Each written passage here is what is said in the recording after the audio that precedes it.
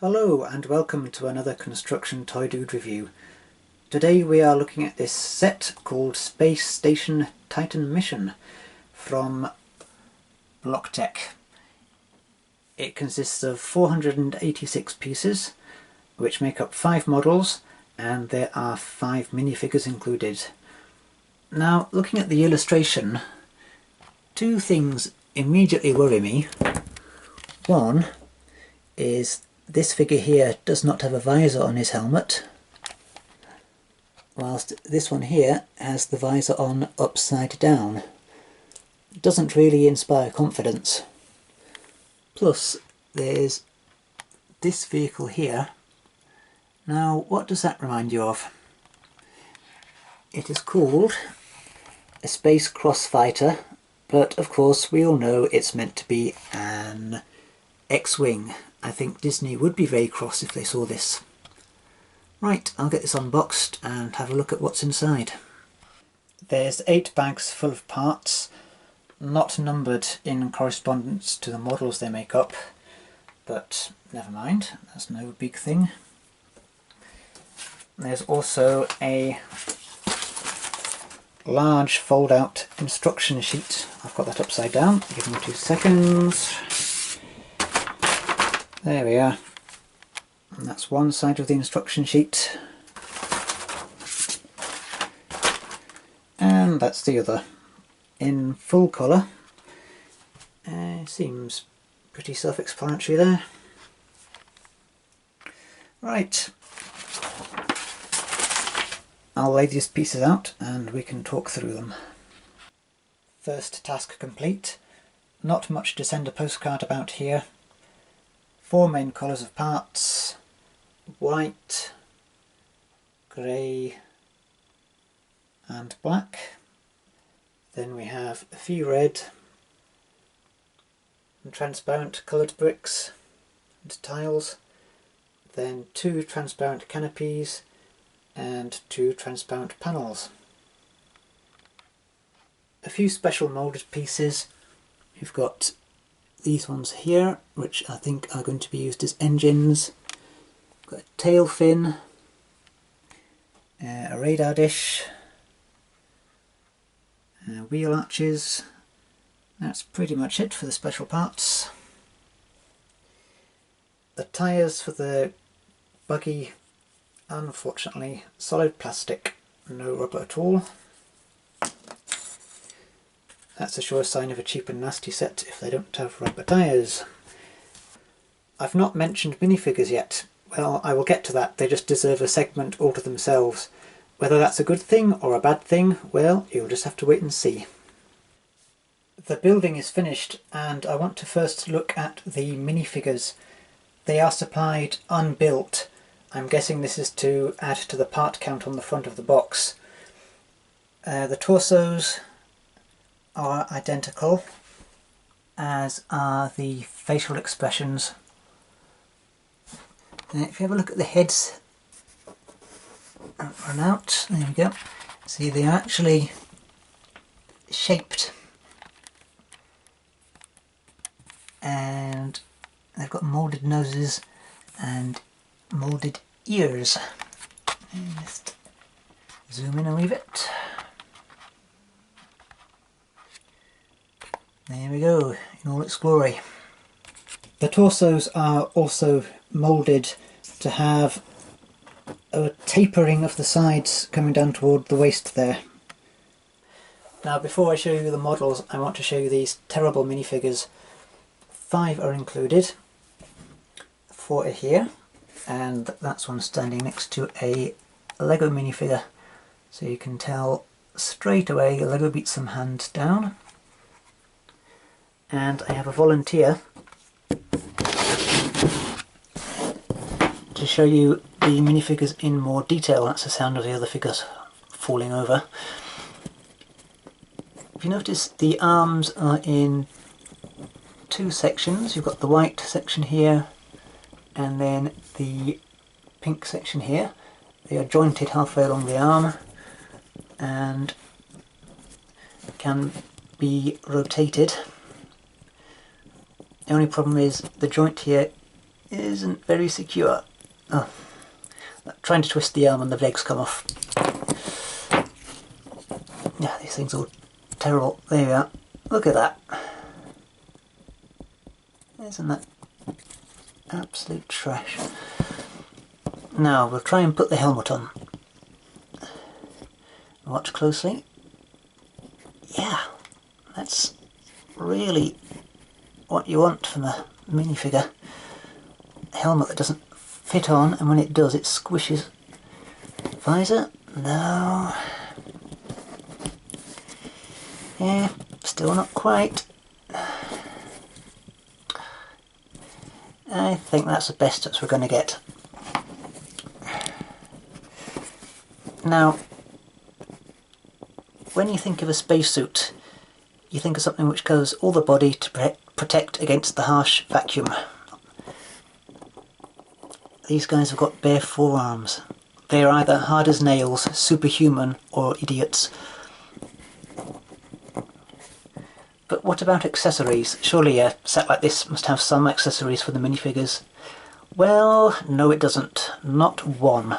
No guns, no equipment, no tools. Could we fit something into the minifigure's hands? I've not tried this yet. Yeah.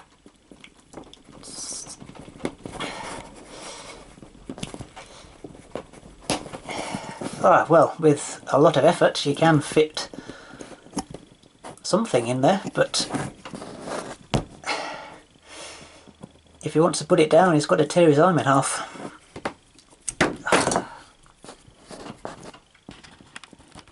Now we've had some time to recover from the minifigures, let's have a look at the models. First off is the Planetary observation station.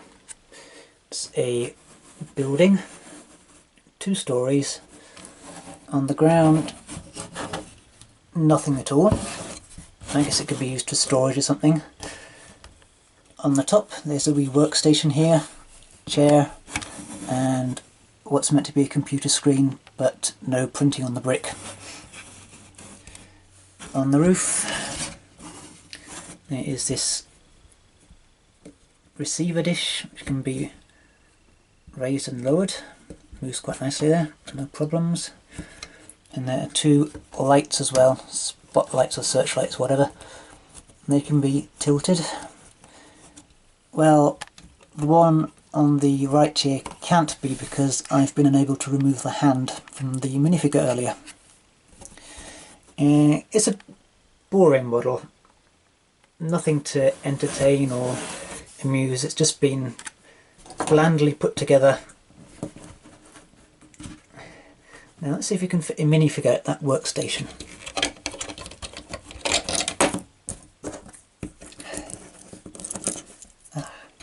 Visors come off.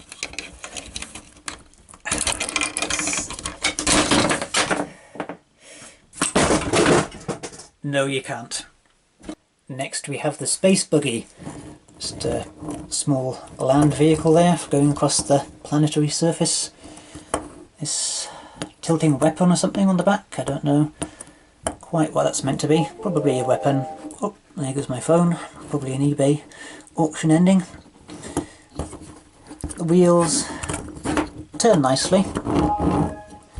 There's my phone again. I'd much rather they were rubber tyres. But to be honest, even if they were, this model is just basic. It's been put together on a computer program with no real thought as to the actual aesthetic. On the back here, this sloping brick here was meant to be grey. However, the piece that was included was white. Now, these bricks on the back here, well, yeah, I guess they're bricks or modded pieces. These are green. They are the only camouflage green pieces in the set. Blocktech do a lot of military themed sets, and this component is very common in them. I've also seen it in sets from quite a few other Asian brands. So I don't think it's based on a Lego piece. This might be an example of brands actually doing something for themselves rather than just ripping off Lego. Anyway, we were looking at the buggy. Let's try and put a minifigure in there.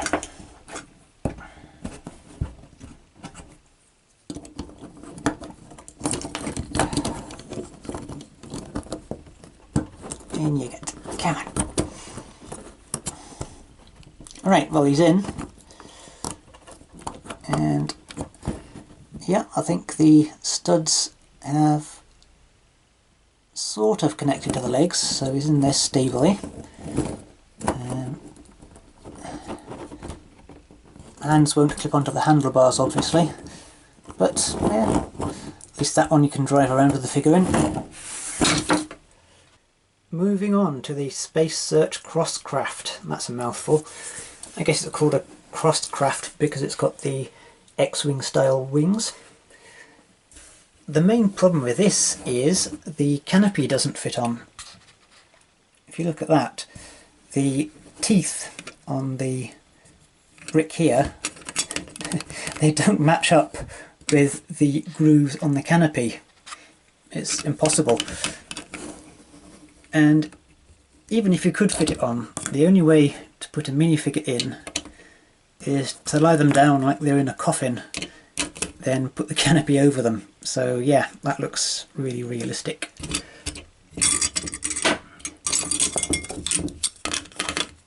But because the canopy doesn't attach, it's completely worthless. Here's the surface hovercraft, all built on one shaped plate. Here's these sticks on the side which wobble. Surprise, surprise. Two controls here. The wings on the side can be raised and lowered, and they wobble as well. Let's put a figure in, although I don't know why I'm bothering at this stage.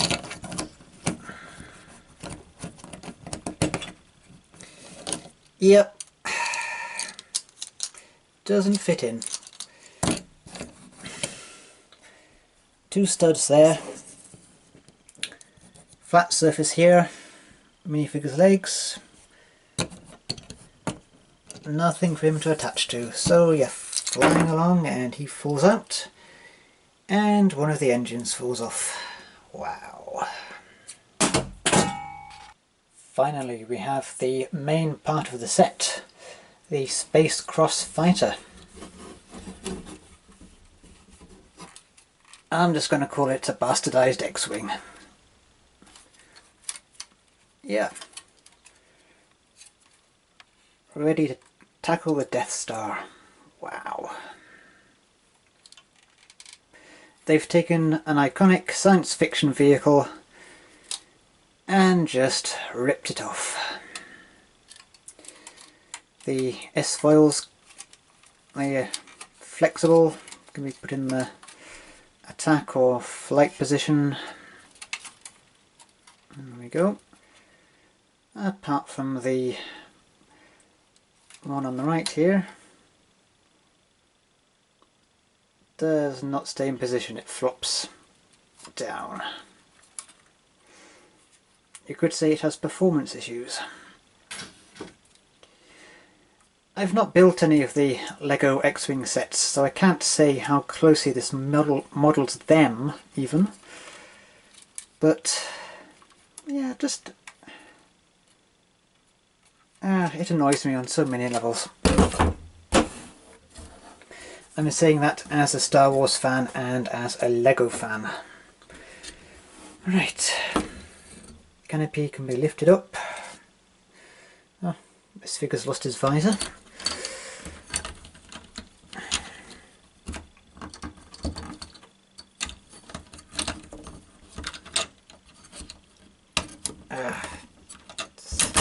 There. He's in. At a very awkward, non-pilot-like angle.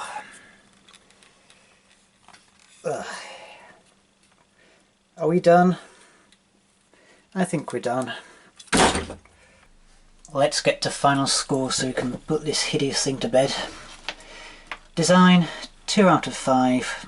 Nothing original, all very basic.